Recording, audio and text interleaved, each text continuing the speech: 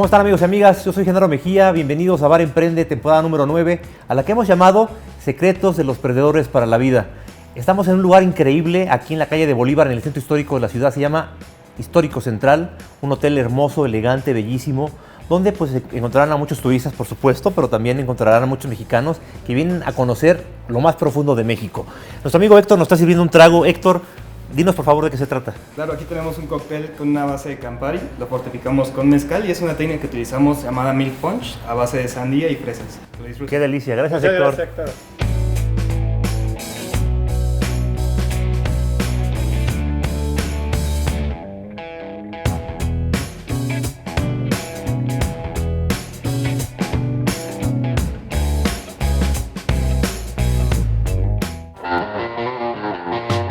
Hola, mi nombre es Ulrich Noel, soy director ejecutivo del Instituto de Emprendimiento Eugenio Garza Lagüera del TEC de Monterrey. Cada vez que fracaso, vivo el duelo del fracaso, vivo esta tristeza, esta depresión y este proceso oscuro de fracasar y de que no se logren las cosas.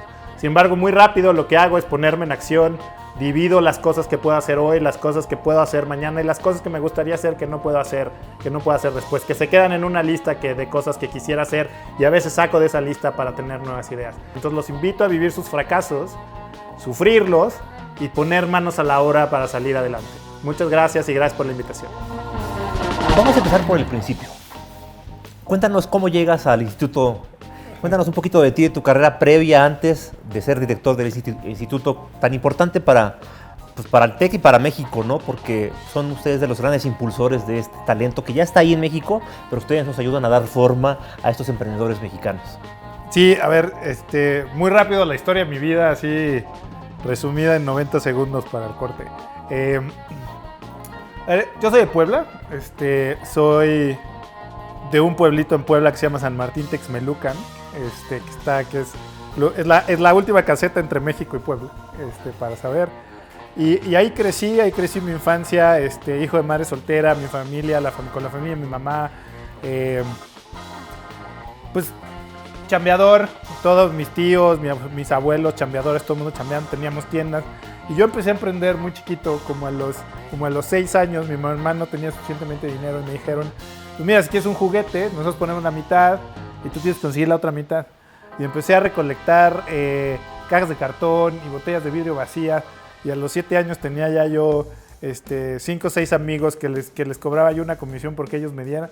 Y así empezaron las cosas, venía en los tianguis,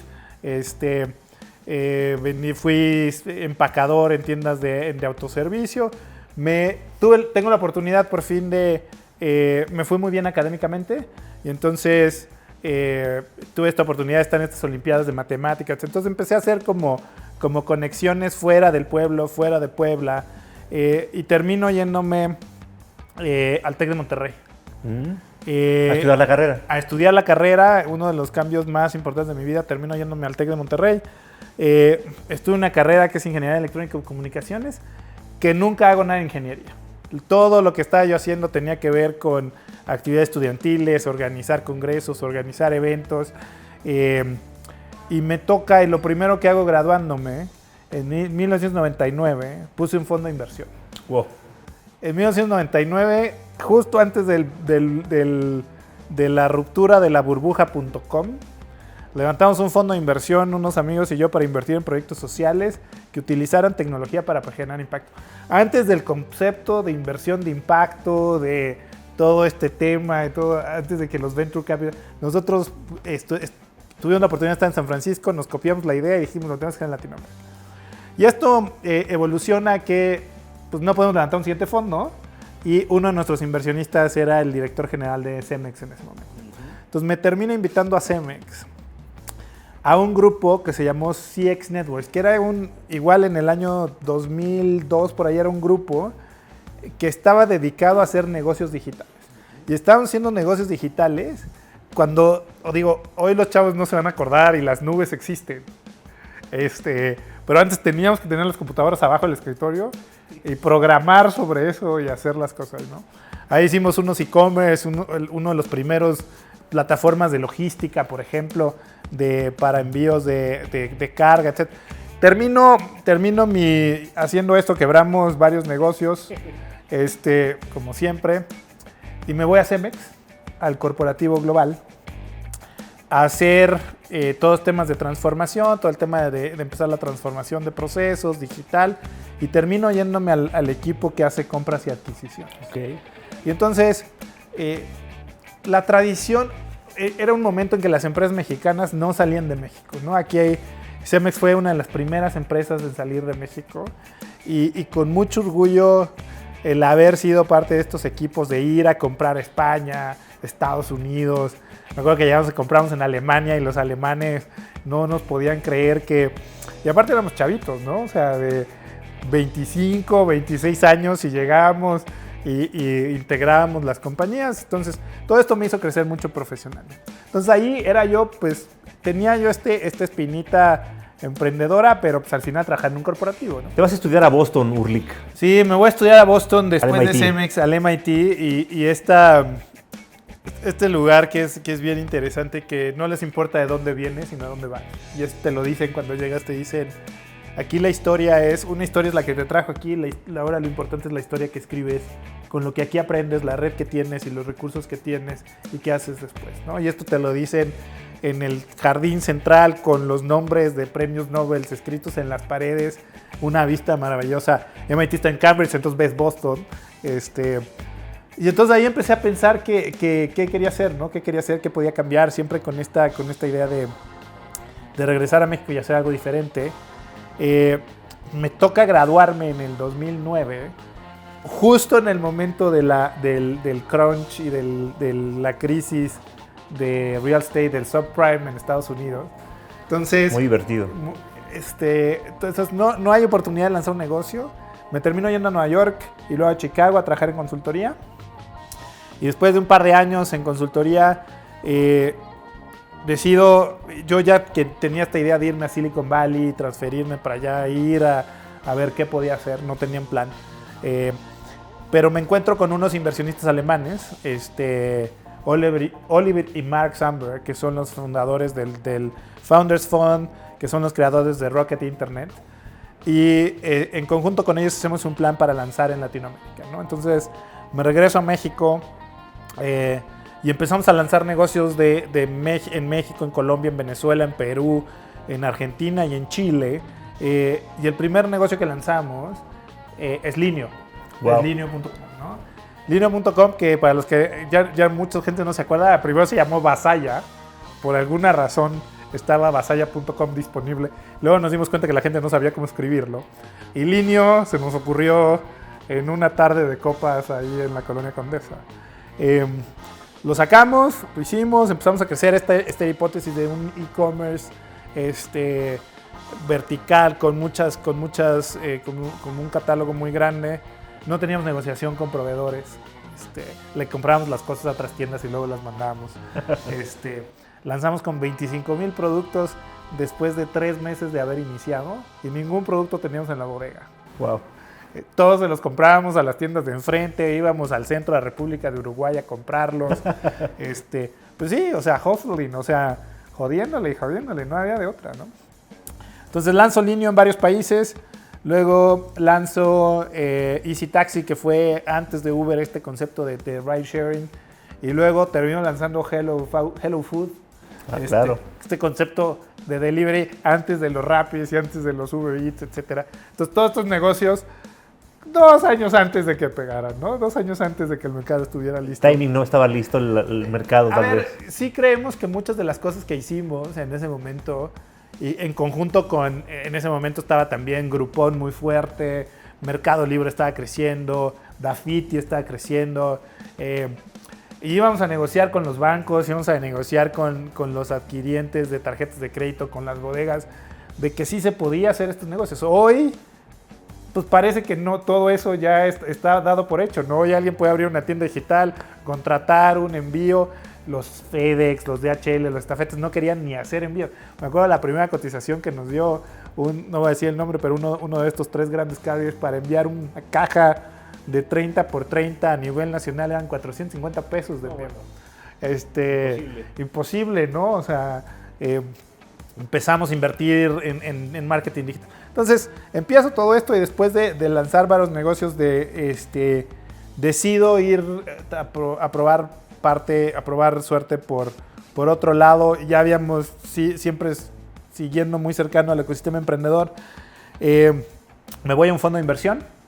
Es un fondo que hoy se llama AllVP, pero antes se llamaba Venture Institute y Venture Partners.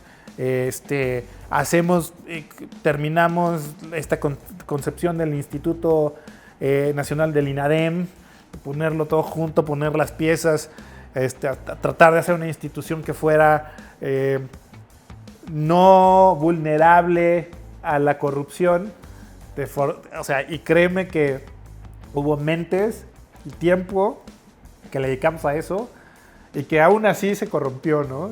Pero que el tiempo que duró fue muy bueno. Sí, a ver, conceptualmente habíamos identificado que en México necesitábamos una fuerza que impulsara el ecosistema, ¿no? O sea, que pudiera tener estos primeros inversiones a fondo perdido, estos primeros programas para desarrollar inversionistas. Todo esto que pasó con este gran grupo que a veces no salen las portadas de las revistas, ¿no? Los Adrianas Tortajadas, los Enrique Jacobs, etcétera, este equipo de servidores públicos que hoy están en el sector privado, algunos de ellos, pero que se dieron la oportunidad de creer en un México que podía ser mejor. Entonces me voy al fondo y de ahí yo, siendo Exatec, siempre había sido muy crítico del TEC de Monterrey. Siempre había sido diciéndole al TEC de Monterrey, porque para mí, cuando veía los ecosistemas en Estados Unidos, en Europa, en Israel, en China, en India, pues veía que las universidades eran grandes participantes de estos ecosistemas, ¿no? Y en México no había la UNAM y el Poli muy concentrados en investigación profunda, el ITAM mucho más enfocado en temas de política pública y de temas de... Pero no había una universidad en México que dijera vamos a hacer emprendimiento, ¿no? Yo creo que el TEC tuvo un periodo donde pues hubo un vacío de seguir impulsando el emprendimiento que escala, ¿no? Sí el TEC seguía impulsando mucho los emprendimientos tradicionales, basados en producto, etc. Y entonces empezó a haber una discusión, una conversación entre el TEC y yo sobre qué más podemos hacer. Entonces, cada vez que nos veíamos con algunos miembros del consejo, yo decía, pues que podemos hacer más, ¿no? Y luego termino yéndome de este fondo, monto una consultora de transformación digital, porque todo el mundo quería hacer temas digitales y nadie sabía cómo. Entonces Deloitte compra mi firma, me voy, armo la práctica digital en Deloitte, la práctica de innovación. Y ahí tengo un periodo como líder de práctica y creciendo el mercado para ellos. Y hay un espacio de oportunidad en el TEC de Monterrey donde llegamos a un punto de decir, pues hay que escribir la siguiente capítulo de emprendimiento en México. Y el TEC de Monterrey queremos que sea importante, te queremos invitar a que seas el director del instituto, ¿no? Entonces llego a un instituto en el TEC de Monterrey que lleva el nombre de el TEC de Monterrey ha tenido tres presidentes, ¿no? Don Eugenio Garza Sada, Don Eugenio Garza Lagüera, Lorenzo Zambrano y hoy es José Antonio Fernández, ¿no? 4 personajes que han sido claves en el desarrollo económico de México, ¿no? Totalmente. Entonces, el llevar el nombre de uno de ellos y que sea parte de la familia de los fundadores, pues le pone un reto importante. Entonces, llego con mucho gusto a tratar de poner mi granito de arena, a escribir esta siguiente historia de lo que queremos que sea el México del futuro, ¿no? Oye, Ulrich, tienes una carrera, la verdad, pues no sé, yo creo que has hecho 1000 cosas, eres muy joven, pero esta inquietud desde chavo de emprender, ese espíritu lo traes adentro y te sigue moviendo, ¿no? Pero cuando emprendes, cuando lanzas empresas, cuando lanzas fondos, cuando lanzas cosas nuevas, incluso ahora en el instituto, pues te enfrentas irremediablemente al fracaso, a que de repente lo que tú planeas no sale. ¿Cuál ha sido en esta carrera tu peor fracaso? ¿Qué aprendiste de ese fracaso y cómo le diste la vuelta? Yo creo que tengo más fracasos que éxitos. Pero yo te diría, por ejemplo, uno de los grandes fracasos yo creo que fue el lanzamiento de Easy Taxi, ¿no? Que era este concepto de ride sharing y este concepto muy parecido a lo que es Uber. Y entonces iba con los taxistas y salíamos y me amenazaban de muerte y me decían, no, esto no va a funcionar, y me dejaban notas en el hotel y me perseguían por las calles. A ver, emprender a veces se vuelve deporte extremo, ¿eh? Y entonces ahí yo creo que uno de los grandes errores fue haber no creado los aliados correctos y subir a la gente que participaba en una industria que iba a tener un grado de disrupción muy importante y verlos como que no tenían nada que aportar. Una de las cosas que aprendí es todo el mundo tiene algo que aportar. Entonces fue muy difícil, tuvimos que cerrar varios mercados, solo nos quedamos tuvimos que cerrar Venezuela, Argentina, Chile, solo nos quedamos con Colombia, Brasil y México. Perdimos mucho dinero en el proceso. Y la razón fue que no vimos estos aliados como aliados, sino los vimos como enemigos, ¿no? Y el gran aprendizaje fue todas las personas y todas las partes que participan en una industria tienen algo que decir y algo que aportar. La clave de un emprendedor es pensar en un ecosistema y pensar en una plataforma y cómo todo el mundo suma, ¿no? Entonces ese fue un aprendizaje muy importante. Oye, Ulrich, híjole, es bien fácil decir, ya pasó, aprendí algo importante que me sirvió para mis siguientes emprendimientos. Es muy fácil decirlo, pero cuando te está pasando, hay muchas emociones. ¿Cómo maneja un líder estas emociones y cómo transmite estas emociones al equipo? ¿Qué le dices tú a tu equipo cuando algo no resulta bien, cuando hay un fracaso inminente enfrente? Primero, una de las cosas importantes es que para entender el fracaso hay que vivirlo e incorporarlo, ¿no? Entonces, es como cuando te vas a quemar, hasta que no te quemas y racionalizas el dolor de la quemada, no pasa nada. Entonces, a veces hay mucho miedo al fracaso, pero no se ha fracasado. Entonces, el fracaso hay que agarrarlo, ponerlo, sentirlo, disfrutarlo de alguna manera, si pudiéramos decirlo así, y luego tomar perspectiva. Hacer un zoom out y decir, a ver, esto que está pasando, cuando le haces perspectiva y lo ves en el gran contexto de tu vida o en el gran contexto de las cosas que pasan, pues no es nada más que una piedra en el camino y el camino sigue, ¿no? Lo más importante, yo siempre hago con mis equipos un análisis que se llama ¿qué hicimos bien y qué pudimos hacer mejor? Y queremos 5 bullets de cada cosa, y las cosas que pudieron ser mejor las vamos acumulando como en un documento que es visible a todo el mundo, para que cuando estamos enfrentándonos a estas cosas y ya nos habíamos enfrentado antes, pues haya alguien que diga, no, pues hazle por aquí, hazle por allá. Entonces tratamos de crear conocimiento que compartimos. Claro, eso es lo importante, que no se quede ahí. Que no se quede ahí en alguien que experimentó, etcétera, sino cómo hacemos que lo podamos compartir estas experiencias. Ulrich, en México y en América Latina está penado fracasar. También está penado tener éxito, es igual, ¿no? O sea, si te va bien, porque te va bien. Si te va mal, porque te va mal. Pero la cosa es, ¿cómo le haces para no detenerte? Es decir, la gente piensa que el fracaso es el fin y realmente no. Como lo acabas de decir, es una piedra en el camino, pero el camino sigue. ¿Cómo haces tú interiormente como ser humano? ¿De qué te agarras, de qué te inspiras para seguir cuando hay un fracaso? En varios de estos fracasos, o sea, ha sido, imagínate este cuarto oscuro, sentado, con la luz apagada, lágrimas corriendo, así diciendo, este es el fin, ¿no? O sea, no hay más, ¿no? Pero eso dura unas horas o tal vez algunos días, y luego pues hay que hacer cosas, ¿no? Luego el fracaso es aburrido per se. Claro. O sea, porque uno no se puede estar teniendo lástima de sí mismo por mucho tiempo, empieza a aburrir. Entonces yo lo que hago es, algunos le llaman un vision board, etcétera, pero lo que hago es, pongo post-its en una pared y digo, ¿cuáles son las opciones que tengo? Y las escribo. Y escribo 50, 60, 3, las que tenga. Y luego las empiezo a acomodar en lo que puedo hacer ahorita, lo que puedo hacer después y lo que creo que nunca podré hacer, ¿no? Y me concentro en las cosas que puedo hacer ahorita, ¿no? Así salió uno de los fondos. A ver, lo que puedo hacer ahorita, ¿qué tengo? Pues conozco a gente, podemos hacer esto, pues vamos a intentarlo. El fracaso es aburrido, ¿no? El fracaso después de tenerte lástima a ti mismo y estar llorando por las cosas que no pudieron ser, etcétera.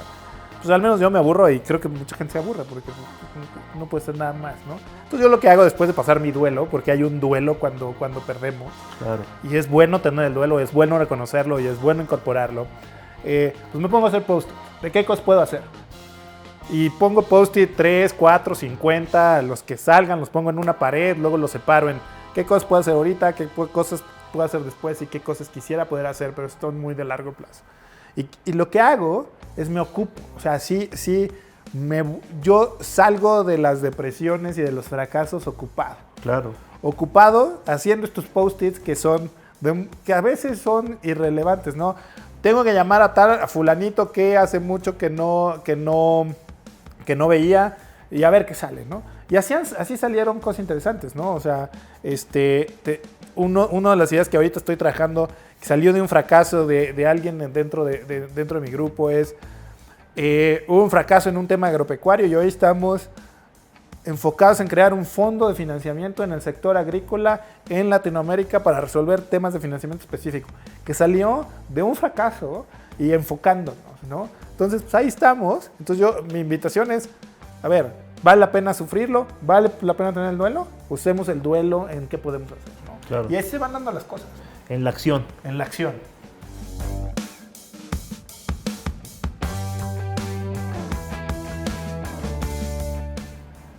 Oye, Ulrich, con esta carrera vertiginosa que tienes en el sector de emprendimiento, conociendo todos los lados del ecosistema, el lado del fondo, el lado del emprendedor, incluso el lado de una institución de gobierno que dejó historia, digan lo que digan, dejó una huella positiva en México.